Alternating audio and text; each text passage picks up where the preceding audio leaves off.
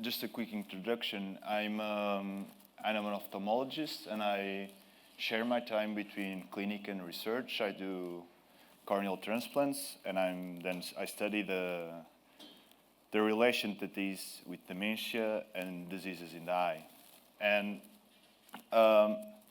in the context of doing this side project that we do pro bono surgery in East Timor, which is an island just above Australia, I came in touch with some colleagues in the Champalimaud Foundation, which are part of this consortium, which is called the UMCure 2020, that you might have heard of.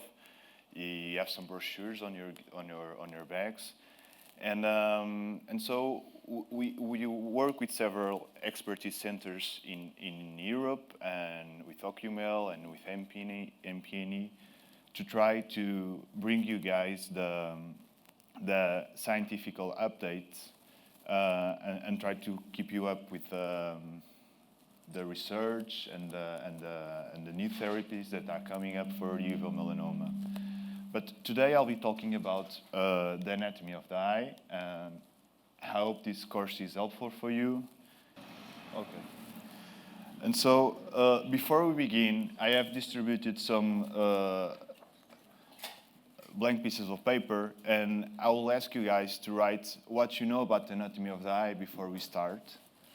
And I'll just give you some bonus slides. We have here an eye of a sleep-deprived surgeon. So if you don't remember of any structures to write, just to have a visual memo of what the eye is.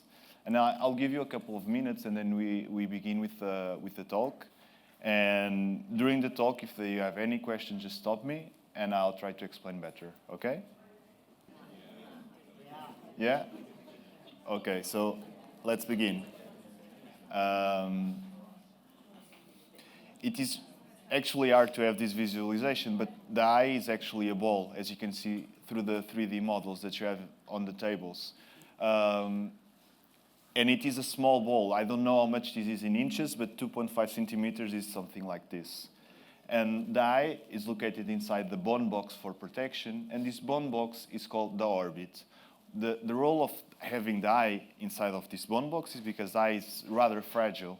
And so from any angle that you try to hit it, you always have some bone to protect it. And the eye is made of several layers, and each of the layers has a different role, as we'll see during the presentation. So the outer part of the eye is made by two structures, the cornea and the sclera.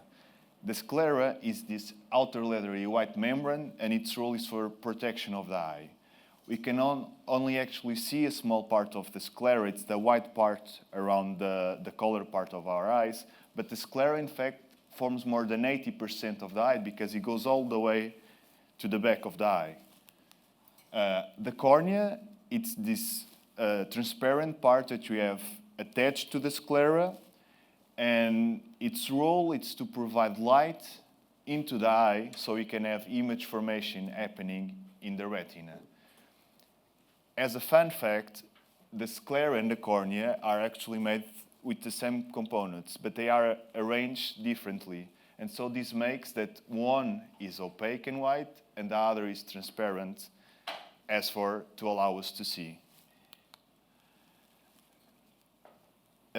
On top of the sclera, we have this thin blanket that is called the conjunctiva. The conjunctiva, it's a membrane that helps protection and lubrication of the eye. And what I want you to tell you about the conjunctiva is that in the conjunctiva, we can find these cells that are called melanocytes. Melanocytes are also found on the skin, on our hair, and in other parts of our eyes.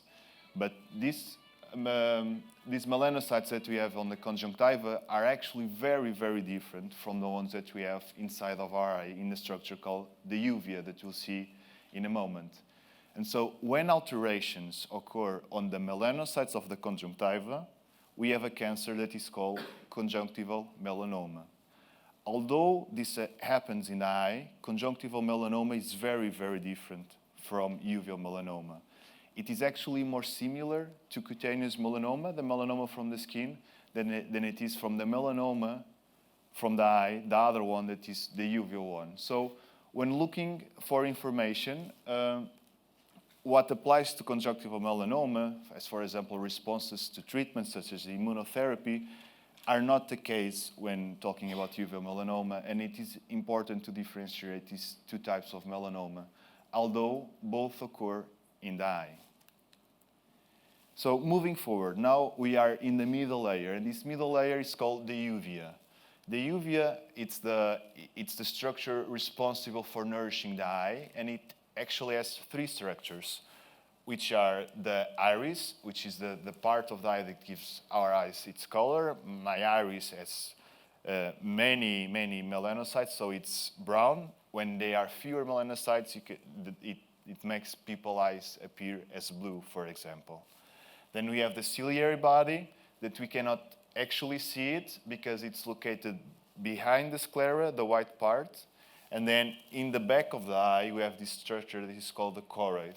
And the choroid has many tiny blood vessels, and its role is to nourish the retina that lies over the choroid. So looking at structure by structure. So we know that the uvea has three structures, and the first one, or the one that is most in the front, is the iris. The role of the iris is to control the amount of light that we can have inside of our eyes. It has two muscles that we cannot actually control, as we can control our arms, that we can choose to flex, or we can choose to sit up or sit down. Now, the iris is controlled by our brain, and this makes that the perfect amount of light is entering the back of the eye. The ciliary body, it's right behind the iris, and it has two main roles. So the ciliary body produces this fluid that nourishes the cornea. As you remember, the cornea is translucid, so in order to be so, it does not have any blood vessels, but it also needs nutrients from somewhere. These nutrients come from the ciliary body, from the fluid it produces, and it bathes the cornea from the inside. And also, the ciliary body, as you can see here, has these tiny cables that attach to the lens. And what it does is, it allows us to focus far and near objects. As a rule of thumb, until 50 years old of age, everyone can focus far and near objects. Then everyone, no one is safe from this, it develops a condition that is called presbyopia, which is it starts to be very hard to see at near. For example, it begins to be hard to write a text, to read the newspaper, and so on and so on. This is caused by some alterations in these structures here, the ciliary body and these cables that attach to the lens. And so, moving on to the choroid. The choroid, as we spoke, has these many tiny blood vessels and some soft structures to give it its form, and has the role of nourishing the retina. One important layer that may help understand the shape that uveal melanoma lesions get when they arise in the choroid is this one called the Bruch membrane, which is a thicker layer that we have between the choroid and the retina. This makes this mushroom-shaped lesion that you might have heard of, or when you have an ultrasound, your doctor might have told you that your uveal melanoma is mushroom-shaped. And this is because the neck of the lesion is strangled by this Bruch membrane. And after the lesion can pass the Bruch membrane, it can grow freely, and the head grows larger. And so we have talked about that we have melanocytes in our body.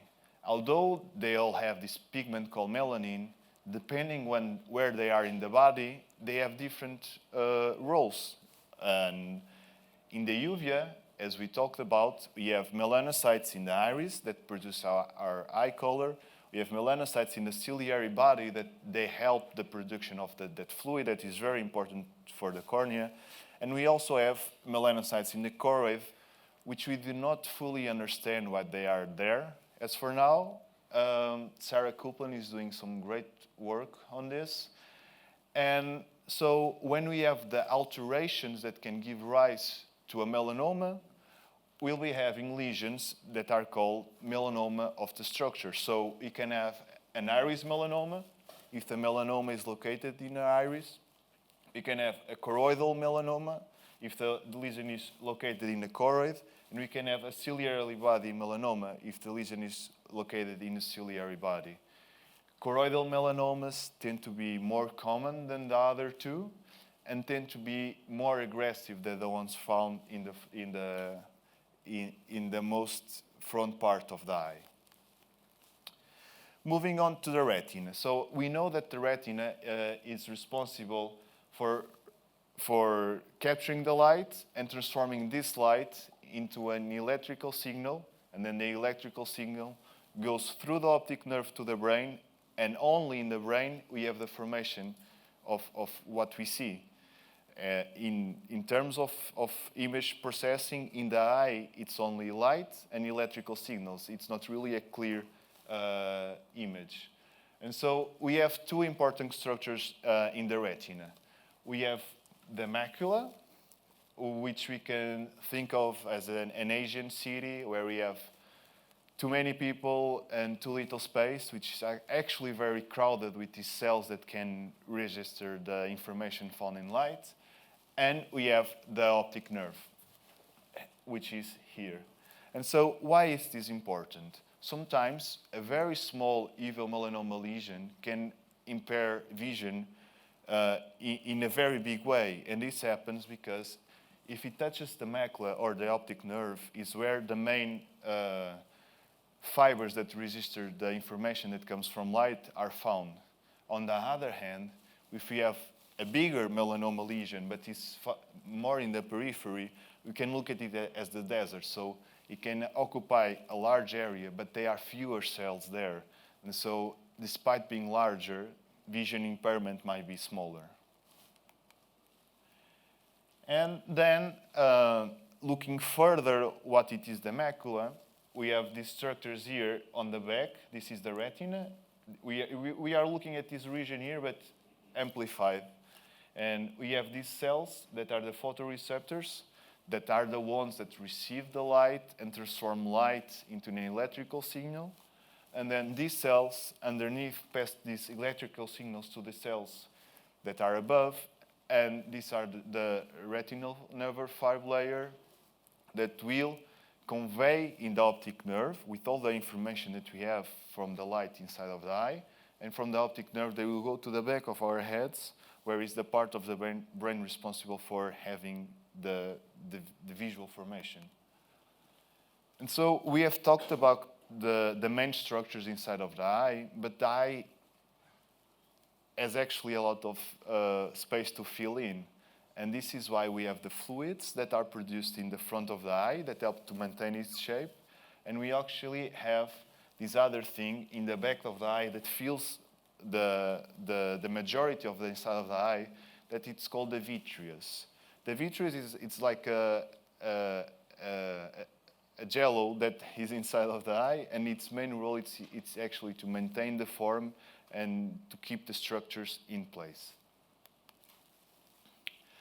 Finally, just to show you, this is a patient of mine that has this rather beautiful cataract, and this is just to introduce the notion that some diseases in the eye are very rare.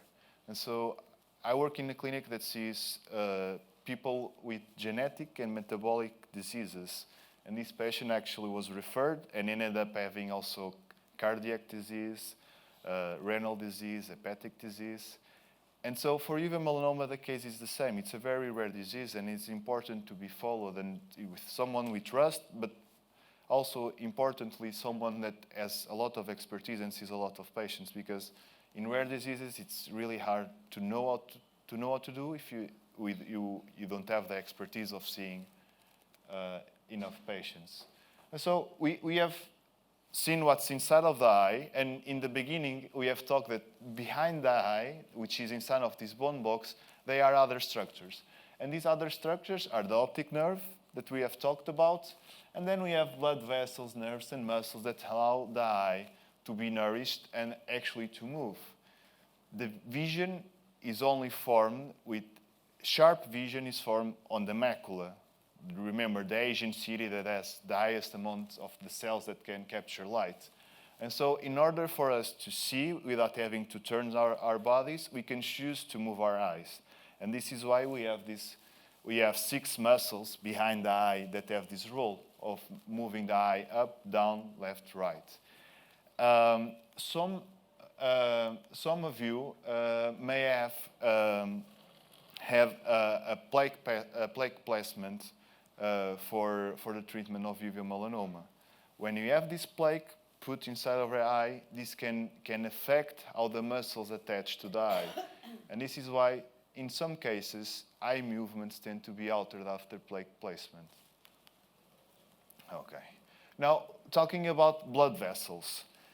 Whoever built us did not thought this through, but actually we only have one artery to feed the eye. So if anything happens to this artery, it can lead to blindness. And this one artery that comes from the inside of the brain, when it starts to reach the eye, it starts to divide. And when arteries divide, normally it's a big one that gives rise to 2 smaller ones, and then this smaller one gives rise to other 2 smaller ones, and we end up with the many tiny blood vessels that form the choroid that come from this artery that comes from the inside of the brain. And if the blood goes to the eye, it needs to come out from some way, and this is the role of veins. And so from the eye, then we have a lot of veins that form this structure that is called the cavernous sinus, which is found here inside of the head again. Why am I explaining this to you? Because if you have the blood that goes to the eye, then comes out of the eye, from the eye it must go somewhere. It goes to the heart. From the heart it goes to the lungs to get oxygen, back to the heart, and from the heart it can go to any structure in the body. And so there is this notion that is called, if you Google in PubMed, for example, hematogenous spread. And what this means is that a lesion that is in a structure like the uvea can travel to any other structure like the liver, for example. And although this is not fully understood, it is believed this is the mechanism how uveal melanoma can give rise to lesions in the liver as well. As you can see, there is a great amount of blood supply that goes to the eye, and from the eye back to the heart, and then to anywhere in the body. And so this is what I was talking about before. One of the possible treatments for the primary lesion of uveal melanoma in the eye, it's radiotherapy through plaque placement. This plaque needs to be attached right where the tumor is. And we saw that the muscles that move the eye, they come from here and they also attach in the eye.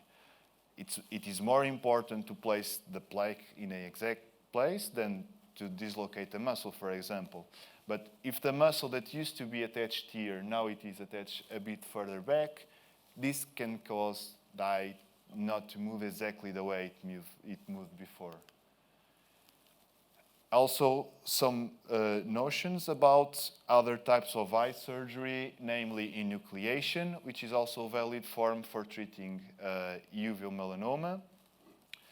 These are 3 different terms that sound the same, but they are actually very different things. And so when you hear about evisceration, which should not be performed in the context of uveal melanoma, what we are doing, we are scooping the inside of the eye, but actually leaving the white part, which was called the sclera, exactly. And so what we want to do when treating uveal melanoma lesions is actually perform an enucleation, where we remove the eye completely and we only leave the nerves and a bit of the optic nerve. And we leave the nerves because we can put a prosthesis in afterwards, and patients tend to look rather good with it. The studies that have been done that compare the efficacy of plaque placement versus enucleation show that patients tend to have the same results 5 years after in terms of prognostication and in terms of liver lesions. So they are both very valid options for the treatment of the primary eye tumor, and normally the option is given to the patient. If it can be done either one or the other, some patients prefer to remove the eye and have a prosthesis and do not need to go there with monthly shakeups just to see how the lesion is progressing. Other patients prefer to keep the eye and a plaque is placed right on top of the tumor, and then they are monitored to see how it is evolving. Finally, and this is very, very rarely performed in the context of uveal melanoma, there is this option to do an exenteration. This is only done when the uveal melanoma lesion grows from outside of the eye. As you remember, the sclera is very thick. It's the thick membrane that gives protection. So it's easier for the tumor to grow to the inside of the eye, to grow to the outside of the eye. And what exenteration entails is we need to take everything that is in the bone box, the orbit. So we take not only the eye, but also the muscles, the fat, and the nerves that are there. And so another question that we get asked very often is how a fine needle biopsy is performed. This is performed in the OR, so it's a surgical technique. And what we do is with a fine needle, we go from the outside of the eye to the inside of the eye. And now I'm going to ask you which structures are we passing. So the needle first, the first structure that it touches is called the... Exactly. Then the sclera. Beneath the sclera, we found the choroid. Exactly. And after the choroid, we have the retina. Perfect. And so the needle goes straight to the tumor on the other side, and it takes some small samples of the tumor. And this allows for testing of genetic alterations. And genetic alterations are basically the footprint of the tumor. We can see the ID of the tumor and actually see how it will behave in the future. For uveal melanoma, at the moment, what it's called prognostication tools are really helpful in the management of patients. This means that we can see how aggressive the tumor will be through the realization of biopsy. Unfortunately, for treatment purposes, it is not still as good as we want it to be. So, but in the near future, the idea of a biopsy, it will be, we know exactly the identity of this tumor, and by knowing exactly how the tumor is, we will know exactly which treatments we have to give it. We just haven't found these treatments as for now.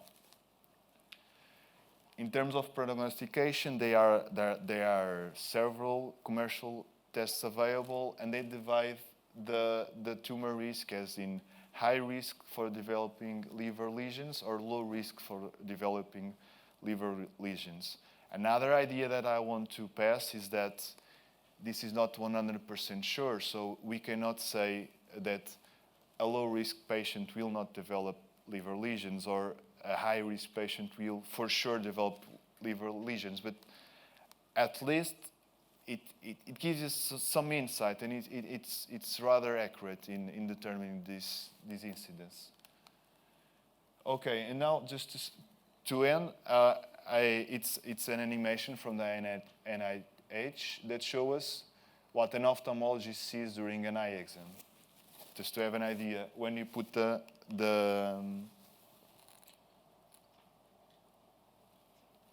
is not.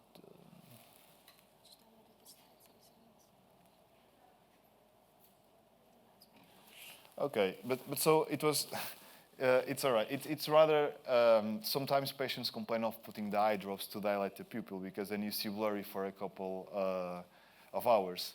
Why is this important? This is important because it is the only way to access the retina in its full capacity. So if we do not put the eye drops, At most, we can see the optic nerve head, we can see the macula, but not with great definition. And this drops by dilating the pupil.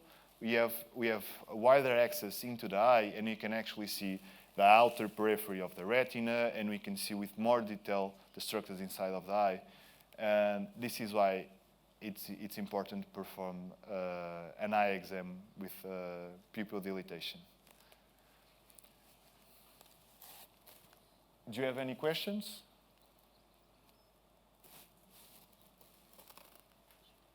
Any structure that you want to go over again? So, yeah, Helen.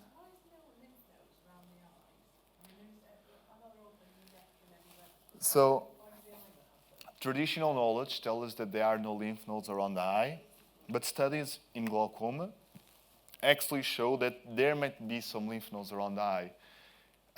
This is important in the context of uveal melanoma because other cancers, they can spread through the lymph nodes, and it is quite it's a way of the tumor going to other organs.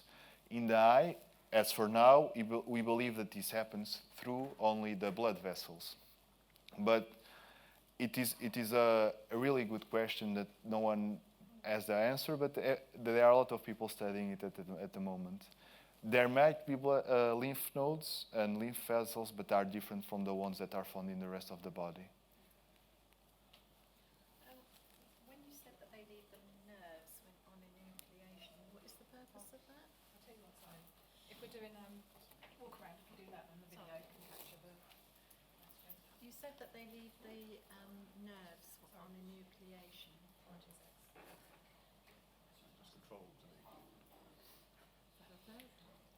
Third time lucky. I've gone into Beyonce. You said that they leave the nerves on enucleation. Why is that? They I leave hear a lot of people they have leave the pain and muscles. sensation for the muscles. They leave the muscles. So the role of leaving the muscles is when you put a prosthetic eye inside, if you attach the muscles to this prosthesis, it can move more similarly as an action eye can move, and it's to give a more natural look. Is that routine for the muscles to be attached to the prosthetic? Because some people have that and some people don't. Yeah, there are several techniques available, and it depends on the center and the expertise of the surgeon, actually. Thank you. I think that probably ties us into... Yeah, so it is possible.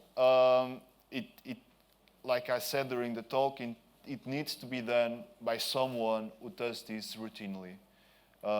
It's not like, for example, cataract surgery, that you have a lot of ophthalmologists that can perform it quite well. This is a very specific area, and in order to have good outcomes, it needs to be someone that has the expertise. So when we inject steroids normally are not used in the context of uveal melanoma, but Avastin is. Avastin is used when we place the plaque.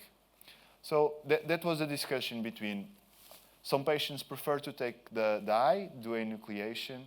What this allows is for sometimes patients do not want to go into the clinic every 3 months just to check in the eye. And when we place a plaque, we use a plaque to be localized in the tumor, but the cells around the tumor, the healthy cells, are also affected. Eventually, the radiation from the plaque causes something called retinopathy due radiation. In explaining this, is the retina becomes healed and fluids begin to enter the retina, and we have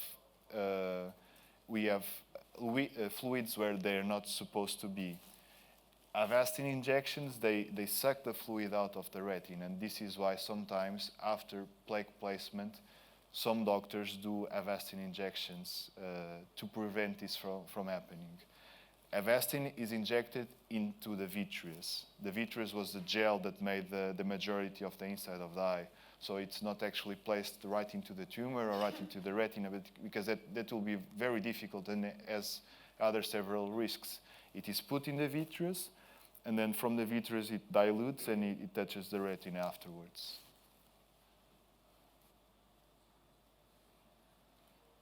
So regarding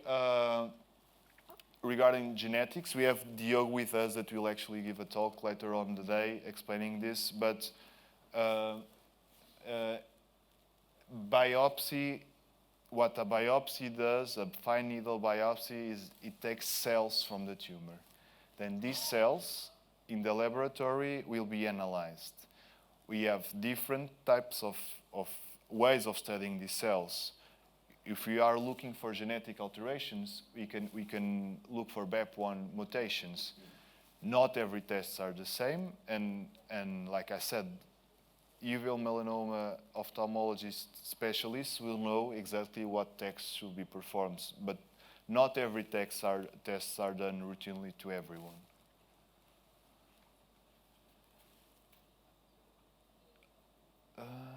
Why is the prosthesis smaller than the eye? The prosthesis should actually be fit to the actually patient itself. It should be compared, ideally with the same color as the other eye, as it will be less noticeable that is a prosthesis, and it is smaller because then to be able to better adapt the muscles. So double visions after plaque. As we spoke, when we place a plaque, we might need to take some muscles from their original place. This makes that the eyes do not move in the exact same way. When our eyes are not pointing in the same direction, we have one image forming in one way, in one eye, and another image forming in the other eye. This causes double vision because the image are placed one on top of the other and they do not correspond.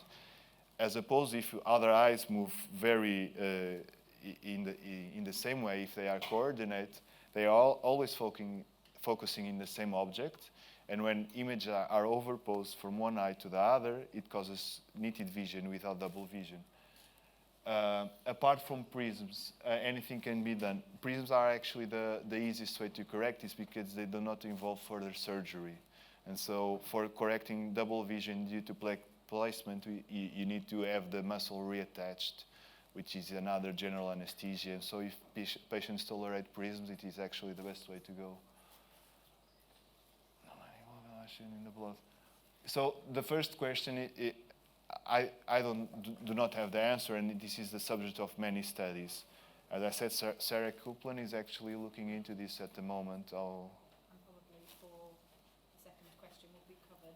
What are the risks of needle track? I'll archive them and we can respond. So the risk of needle track spread when sampling the tumor. The Shields in Philadelphia are the center that have one of the biggest expertise in tumor biopsy. And what they advocate is if you do the biopsy after putting the plaque in place and allowing it to zap the tumor for a while and then do cryotherapy that is using very cold temperatures around the tumor in order to make like a wall around the tumor, the risk is rather low of spreading after performing a biopsy. But there is some controversy around this. And I think that will be covered off in the later talks as well. Okay. Yeah. So when patients have a plaque placed, they often need to come into the clinic just to see how the tumor is responding to the radiation. Not only that, but also to see if the other structures inside of the eye that are still healthy, like the macula or the optic nerve, are being are okay with the treatment. And so this checkup, it entails eye pupil dilation, and normally the performance of OCT that you might have heard of, it's like a photography of the back of the eye that we can see the structures in highly definition just to make sure that there is no fluid in places that it should not be, and if there is, we can move on to Avastin injections. Okay, and I think probably some people here might get these checkups every 6 months. So I don't know how often it is actually in the UK that people have. I think it would just depend on your treatment and So I wouldn't go in at the moment worrying if it's not a 3-monthly checkup.